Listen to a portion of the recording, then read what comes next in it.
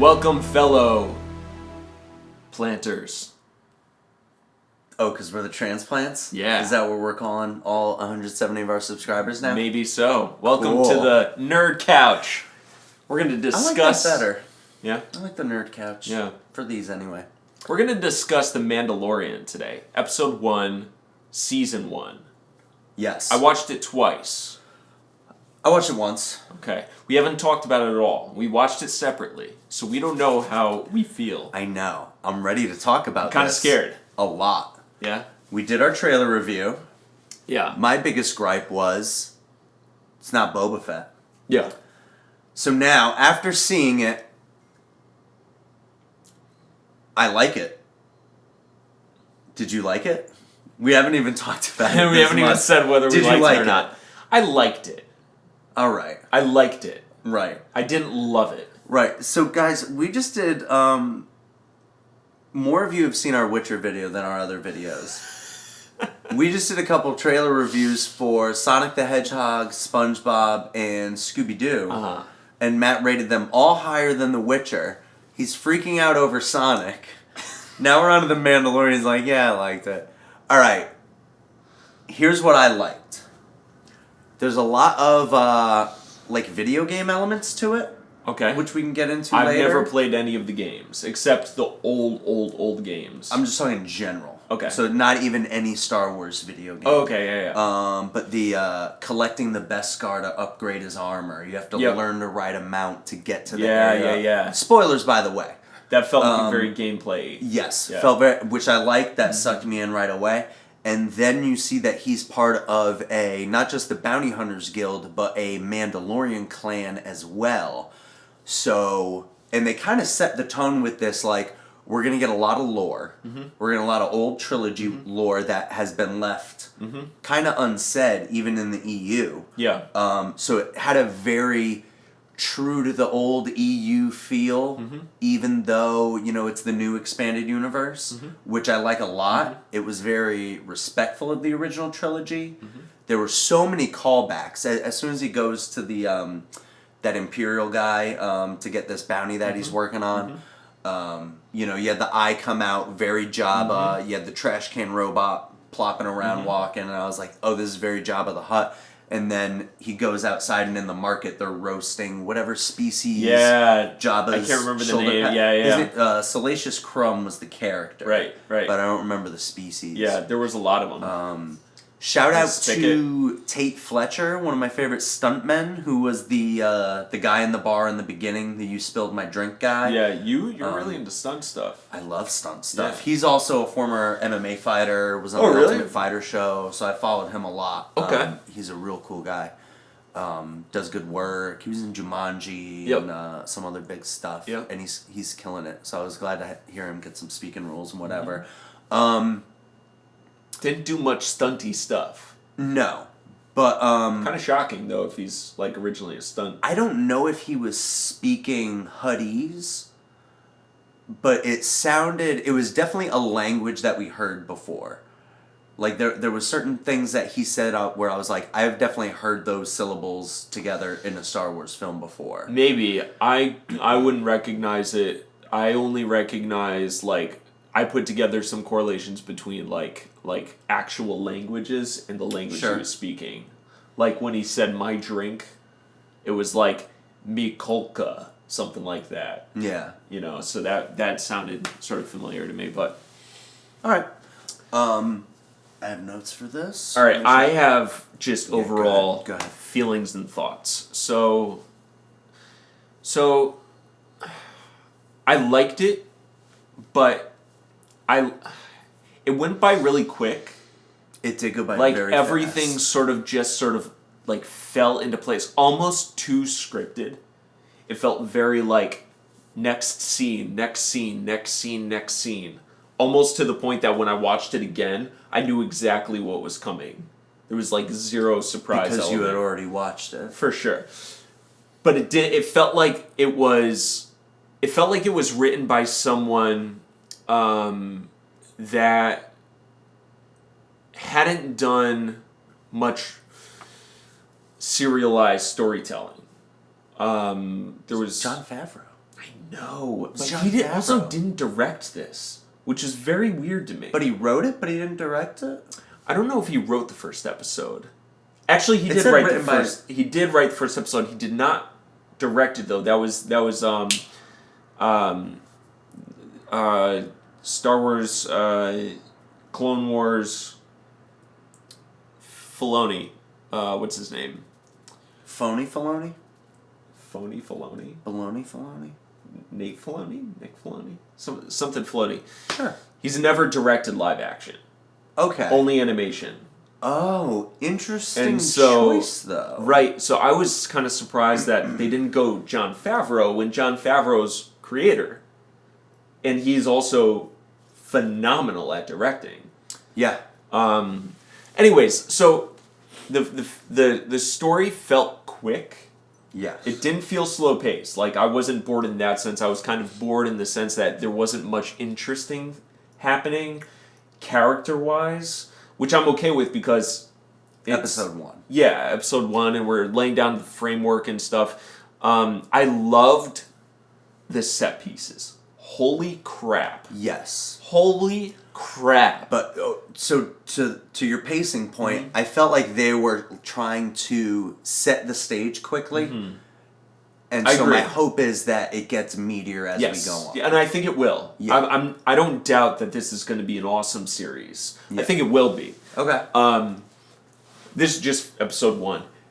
My other problem with it was the score was atrocious.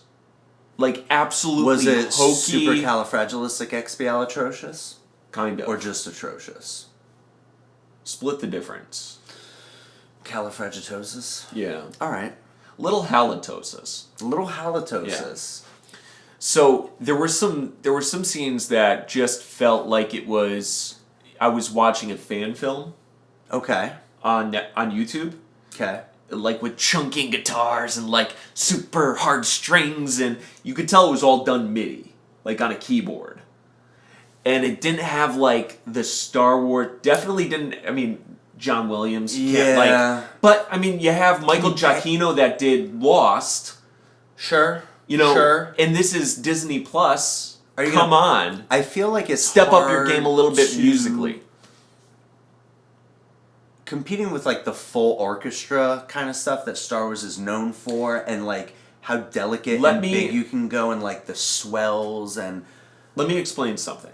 I'm not coming down on it because of the grandiose nature of the Star Wars proper films and how they're able to pull that off. You can still make a TV show feel very like in tone and in mood. This was sort of a Western kind of feel with a little bit of a cinematic, cinemascope vibe to it. You could have something that's sort of like ambient and like growly, and they had those bends that you get in the Western, like those kind of cues. You could have still done that kind of stuff, but I think The Walking Dead is a great example of how to do that kind of stuff very effectively and give a mood. Okay. They killed it when it came to music. It just felt so cheap. So low, bottom of the barrel music to me that it kept pulling me out whenever it would happen. So I'm not going to harp on it too much. Pun. But I loved the IG-88 moment. IG-11. Was it IG-11? It was an IG-88. Oh, okay. I loved that moment. Yes. That moment felt very fun, very Star Wars.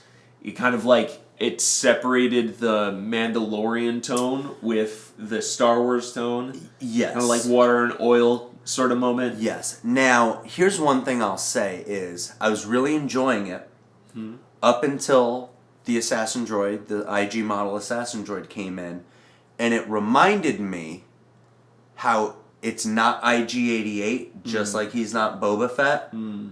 So, but I do think that they took the nostalgia seriously. It was very obvious that they want you to feel like you're back in the original trilogy. So, and again, like we talked a little bit during the trailer. Except with the music. Except with the music. I have spoken. Playing the harp. Because you said you weren't going to keep harping on it. Yeah. It's a harp joke. Mini harp. So yeah, so if it's licensing issues, they're like, we want new characters, we don't want to pay George, he's already screwed things up enough, he doesn't get any more money than he already got. Or whatever, they're at least calling back and making you feel like you're part of that universe, right. which I liked. I do like that they were unambitious with a lot of the set pieces, because it felt big, but it didn't feel like they were trying too hard. It felt empty, which, if we're going to be in this outlaw, outer rim area, kind of which like is going to be... Ghost World kind of thing. because those are going to be the systems that are in more disarray. You've got the Fall of the Empire. We're post-Return of the Jedi. About like Fall of the Empire. 5 years, 10 years? Something like that. Decade. I think it's pretty soon. I think it's pretty soon after, because there's still Imperial credits being passed about, and people are like, oh, they still spend, but I don't want them. So I think we're pretty soon after. But I like the vastness, like it's empty, like these are barren planets with little outposts, very minimalist, like, and you get that feel that you would want on the Outer Rim, like we're back in Tatooine. The cantinas were spot on. And when he was like going from one cantina, then he's in the next cantina, I'm like, please be in cantinas all the time. Because well, that's like the bar. It's like the pub for those like... Yes. Yeah, it's a bounty hunter. He's a bounty hunter. I love it. I hated the transitions. I've spoken. The musical transitions? No, visual transitions. The clock transitioning, the circle, and then it like zooms into the swipe across the screen. That kind of, it just felt so hokey. And as much as I love animated stuff, it felt very animated world, not filmic. So they were going very filmic, but then they would do stuff like that with the music that kind of degraded the quality to me a little bit. Okay. These are minor issues, but I think so. They're not 18 I'm coming yet? from. These are 17-year-old issues. Exactly. I'm coming from a place where I really enjoy cinema, and I love cheap kind of television. Okay. But when they combine the two, it feels weird. I get that. That's fair. And I've seen so many cinematic TV shows lately that, like, you can do it. It works. Like Daredevil. Sure. Game of Thrones. You have Fargo. Fargo, come on. Yeah. Like, a lot of those, you can go hokey with television, but you don't need to. And especially with The Mandalorian. The Mandalorian has a tone that's supposed to be very gritty and down to earth and kind of like rough around the edges and violent. And this, it felt like those things were neutering it a little bit. I get that. And I know that they don't want to go full hard R, especially like cutting the guy in half, how they cut away. Yeah. That was smart. I get that. But you can definitely do things that could it could disguise it as being sort of on that boundary of hard R. Yeah. And in Disney Plus. I've spoken. Now, here's something that is what stood out to me the most. With my major complaint being it's not Boba Fett. His voice is fantastic. Yeah. His voice is fantastic. His voice is really good. I was like, I hit play and I was like, girl, I swear to God, if I hear that Jango Fett clone voice, I'm going to throw my television out the window. Yeah. And it didn't. And it was closer to Boba Fett. The effect was closer to Boba Fett. His attitude was closer to Boba Fett. But still, like, when they brought the droid in, a little more banter. He's not like the stoic, I'm never going to say a word loner type. He's a social person, but he's a... And it's a TV show. It has to be. He has to be. In my notes, like 9 times, because my notes are all chronological. Like, his voice is so good. His voice is so good. I love his voice. Like every other comment. That was the biggest thing that I was like, all right. So I am I'm invested in this new character. I want to know his story. There's a lot going on. Couple flashbacks. Yeah. Definitely like and I'm insights. like, who's his dad? Played by Boba Fett. But they haven't given it to us yet. You know? And they may never. They might not. So I don't even want to keep okay thinking that way. And they've given me enough that, like, I'm into this character. I'm into this guy. I want to know his story. I want to know what's going on in the universe right now. I want to know what the remnants of the Imperial Empire are like. I want to know what this Mandalorian clan is like, because Boba Fett was an outlier. And now there's, like, this hidden clan of them. Like, very cool. Something, you know, now that you mentioned the transition things, which I don't always think cinematically like you, but I was like, is he on another world now?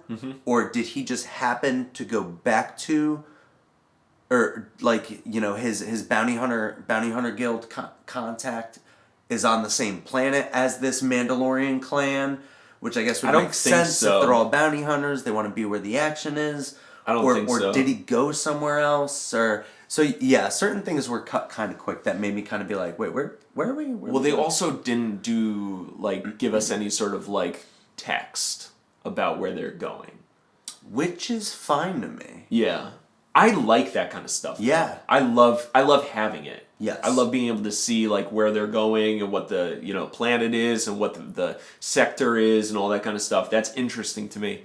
It builds out the world, so you're not just like, are they on the same place? Because we're shooting on Earth. Like, you can't make everything look like the same, like different places. Places are going to look similar, so you kind of have to like differentiate the worlds somehow. So it'll probably be through dialogue, through signs and stuff. It's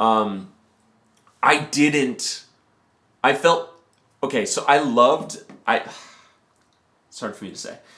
I liked the scene where it gets off his ship and he's looking through scope and then he gets attacked. But my issue was, it felt very campy. Yeah, I was like, you're the best bounty hunter, and you didn't hear that fat frog lizard stomping up at you? Fish, rhino, yeah. Fish rhino, I like fish rhino. Yeah, I was kind of like, you know, and he doesn't get his flamethrower there in time, but we saw he's got the flamethrower. Right. So, which looked fake. So these, Nothing. No, you know, when that first speeder comes up, when he needs to, like, get back to his ship, and that first speeder with the droid rolls in, I was like, that looks like garbage. That speeder, and I know you're supposed to be the negative Nancy of the two of us, but when that speeder looked, that was the first thing in my notes, like, it didn't look as good as the speeder in the original trilogy. Yeah, well, it was totally CG, and it looked CG. Was it? It was. And you could tell when it's moving, the physics that it's not of it. Real? Yeah, it wasn't. I know, man, and that's what made that original speeder look so good. I know. And that's one of the toys, Star Wars toys I have to this day, was Luke's original speeder from Tatooine. Like, that thing, it looked real because it was just dirty and crappy and fuzzy. Well, it was embedded into the environment because of the elements. The elements kind of created it. But and we see good CG. There was good CG in this. There was also bad CG. There was also bad CG. Yeah. And that kind of brings me to the other thing that, like, I loved about this was, we're on the Outer Rim. This is Star Wars. Star Wars has monsters. Yes. People forget sometimes Star Wars. Like, some of the greatest things about Star Wars are these giant animals that are on these other planets. And they nailed that so many times, whether it was on the ice planet or with the mountain. Like, I felt... That was... And when you see it come out of the ice and eat the... Well, yeah, because it looked dragony. Yeah. It might have been two monsters. I'm not really sure. I think it was one. Because it looked snaky, and then it was like walrus. Yeah, it was totally a walrus. Walrus snake? Yeah. Walrus dragon? Walrus eel. Walrus... Loch Ness? Wall dragon? Walness? Wagon? So another really cool thing is I like how... I loved how they... gave us a little bit of the Mandalore lore. Yes. You know? That's one of my notes. Yeah. That's one of my notes. Right. And I want it, which makes me forgive that it's not Boba Fett, because I'm like, we're going to get some more kind of serious... Because we've got our Clone Wars Mandalorians. When the planet's still, you know, they're a big world, they're a player on the galactic stage, and then they... You know, there's massacres. There's not around. They're not around anymore. Now we've got these like foundlings? Are they finding abandoned Mandalorian children, bringing them back together, trying to rebuild Mandalore? And I love how he was like, she was like, this will sponsor a lot of foundlings, and he was like, I was one once. Yes. And she was like, oh, I know. Yeah. And it's like, who are you? Yeah, how old are you? I know. And what are you? Guess late 20s, early 30s. This guy. For her? He's kind of for the guy. He's like kind of coming into his own. It seems like he doesn't have a full set of armor yet. Yeah, yeah. I like that quest aspect to it. That he's like earning his badges. Coda's worth a lot of money. Put it on my shoulder. Yeah, and something that I actually wanted to mention about his voice was how good it was. Well, when it first happened, I thought to myself, because it was for his bounty. He was going to collect his bounty, and I was expecting him not to say anything. All right. I was expecting him to just put it there, and just with his like demeanor, you assume he's collecting his bounty. Yes. And save the speaking to like halfway through or so. Yes. Yes. I would have liked that more, but when he did talk, I was expecting not to like it. And I did. Matt likes something, guys. Matt likes things. It was kind of chilling how good it was. And I love the distance with the audio through the plate. Yeah. He's got like business mode, I don't trust you, but I'm still a normal person, which I like a lot. Yeah, like because when he's not a cold killer. When obviously. He's getting paid, what did he say? What did his client say? A lot of things. When he's walking out of the room, he's talking about the Mandalorian iron and how Beskar. Yeah, and how the Mandalorians deserve. Oh, it's good to see it back in the hands of a Mandalorian. Yes, and how he got paid with Beskar. Right. He wasn't like, it's like sort of showing what happened, what's happened to Mandalore, and what are they building back up to? Are we going to see some sort of like civil war? Are we going to see some sort of like rebuilding? Are we going to see like just this character and maybe like separating himself? Mm-hmm. And they did it really well because he's walking. He collects his first bounty and he's walking down the hallway, and I'm like, that guy's got a Mandalorian helmet. And then they show you the sigil, and I'm just like, yep. And when he says, it's good to see Beskar back in the hands of the Mandalorian. He doesn't say anything. Yeah. He sort of like pauses. Yeah. And keeps walking. Yeah. So it's like, how do you feel about it? Like I think he was just like, I'm not gonna discuss this with you. Exactly. Yeah. Sort of like a brother in arms kind of thing. Yep. Yep. Yeah. I like that a lot. Yeah. So he had a portable carbonite freezer on his ship. Yep. This is important for several reasons. Freezing living organisms in carbonite is not something that had been done before until Boba Fett did it on Bespin. Mm-hmm. And that was a big facility because they would use it to freeze the gas, to ship the gas, and put it into a solid state so it could be distributed. Mm-hmm.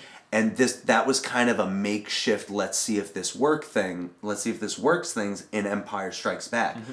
So this Mandalorian clan of bounty hunters or mercenaries, whatever they're all doing, are influenced by Boba Fett. Mm-hmm. So there is a legacy of Boba Fett here. Or we don't know how Boba Fett? He's not Boba Fett. He's not Boba Fett. Or listen, I'm being real happy right now.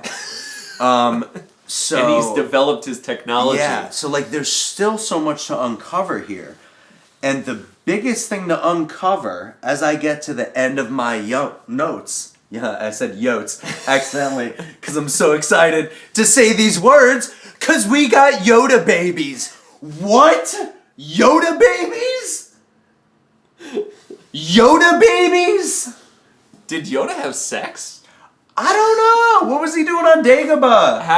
How did Yoda's got hoes on Dagobah? Like, what was going on? I don't understand. Well, no, he was. He looks like Yoda.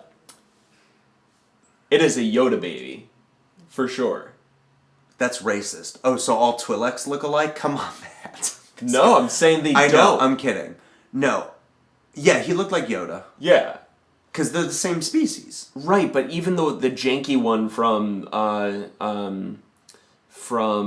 prequels didn't look like Yoda. What was his name? Yeddle or Yebby, Yebba, I don't know.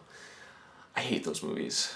I don't hate them. I just they make me uncomfortable. Again. Yeah, they make me uncomfortable. Yeah, he didn't look like Yoda. But man. Okay. So I think definitely this is a Yoda legacy. No. Yes. Yoda being as high as he was on the Jedi Council and being kind of so stringent to the rules, along with Mace Windu and stuff like that, about Jedis having relationships and attachments, I don't think there's any way Yoda had a baby. 50 years ago? I don't think there's any way Yoda had a baby. 50 years ago? I'm just saying. I don't think Yoda had no babies. Maybe. I don't think Yoda It would be weird to rewrite canon like that, though. Yeah. Yeah. Not Yoda's baby. Well, how do... We need Maury. We need a DNA test. You are not the father. And Yoda's just like, yes! I told you! I was on Dagobah minding my own business. This girl would not leave me alone. This is not my baby. Now. Definitely Force sensitive. I mean, he's floating around. Story concept. To get back out of macro into micro, so to speak. Boba Fett took the contract as a face-to-face non-guild contract. There's no chip, blah, blah, blah.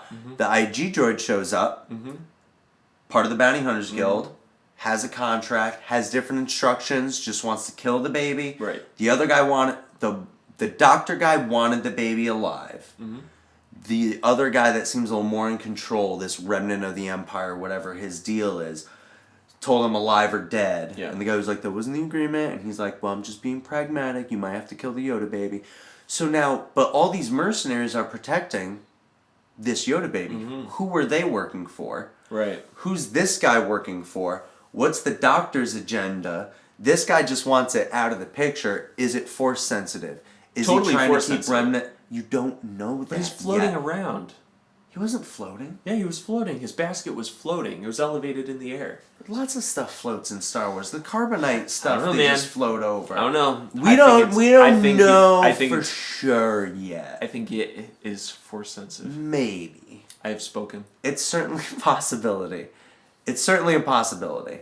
But that was important too, because we see this guy has a conscience. He's not going to murk some Yoda baby that he doesn't know. Or he's too fascinated to kill it. Maybe it's not even that it's a conscience touch his thing. finger. He was like, "Oh." That was so weird. That was weird. I do that with my niece. He doesn't have a niece. Maybe he has a niece. It's not Yoda. There were definitely some elements that I was kind of like, as we've said, a lot of elements where I was like, what? But a lot where I was like, all right, they did their homework. They love the place in the universe that they've been placed in, which is pre-Empire. Like, when they said pre-Empire, I was like, that's got to be the greatest phrase I've ever heard in a Star Wars movie. Yeah. Like, it just really sets the tone for where we are, what's going on, what our problems are going to be. And it's great. And they've respected where they've come from and where they're at now, which I like. We'll see how things go, but I'm overall super excited. So episode 2 is coming out tomorrow. All right, I just looked it up. We gotta. That's. We're gonna have to stay on these. What it feels like to me is it feels like this was kind of a sample size of the meal to come. Yes. And it went by like that. It was when the end happened, I was like, wait, what? It was more of a prologue than an episode. Yeah. Is what it felt like. That might be what they were going for, and that maybe that's why Jon Favreau didn't direct this episode. Maybe he directed the one tomorrow, and this will feel more like tomorrow. I think tomorrow is going to really set in stone whether or not I am going to be really excited for the rest of the season, or if I'm not. And I'm guessing I am. Yeah. Just same. based off of the episode yesterday, I'm pretty excited already. Yeah.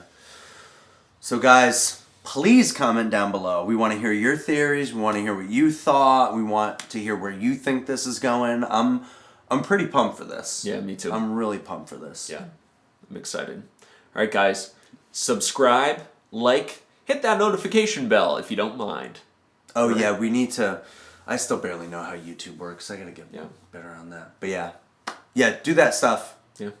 And yeah, let us know what you think. We want the comments for sure. All right. Bye-bye. Later.